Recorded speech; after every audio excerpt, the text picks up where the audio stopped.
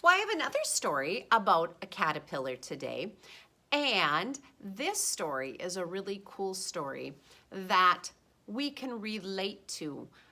It is one where the caterpillar wants to be like other insects and animals that are living around it.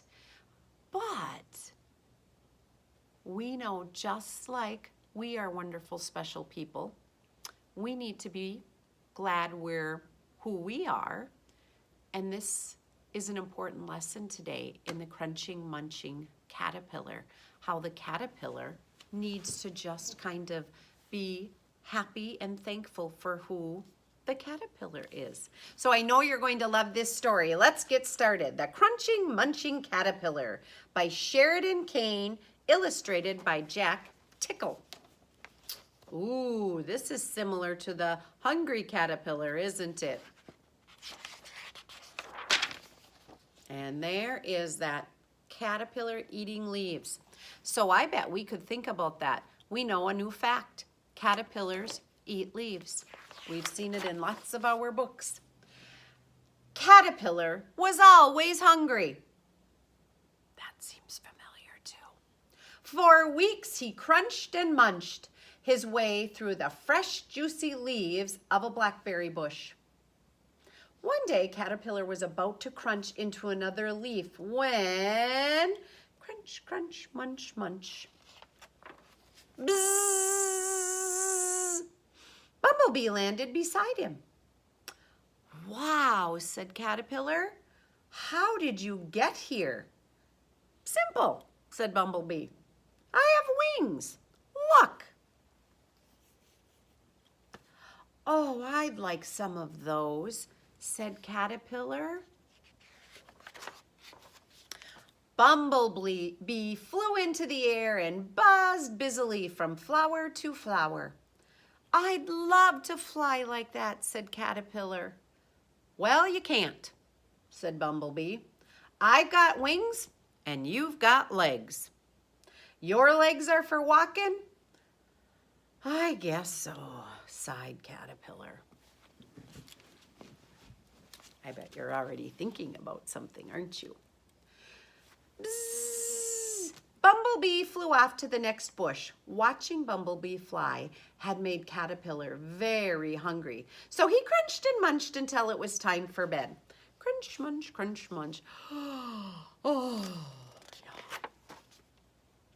Caterpillar woke to the sound of twittering birds swooping and soaring in the early morning light. Caterpillar was just about to start his breakfast when Sparrow landed beside him. I'd love to fly high in the air like that, said Caterpillar. Well, you can't, said Sparrow. You need to be as light as a dandelion clock that floats on the breeze. You're far too fat to fly. Your legs are for walking. I guess so, sighed Caterpillar. Caterpillar carried on, crunching and munching all day until the light began to get dim. Crunch, munch, munch, crunch. He wrapped a leaf around himself to keep warm. He was just about to go to sleep when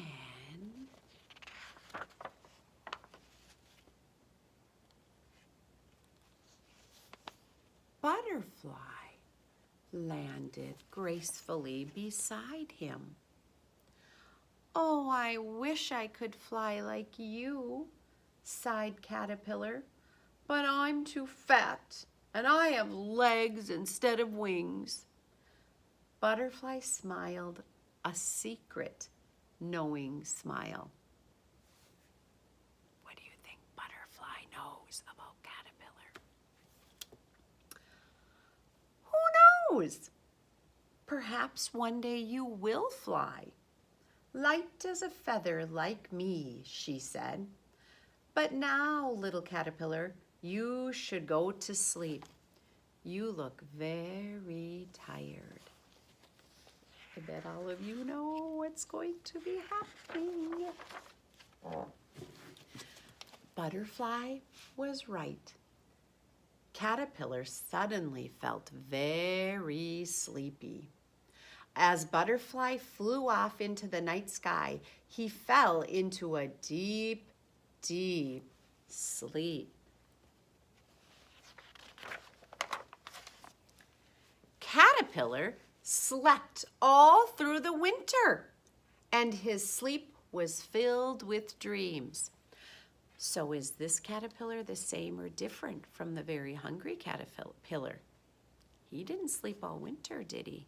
He slept for 2 weeks in a cocoon.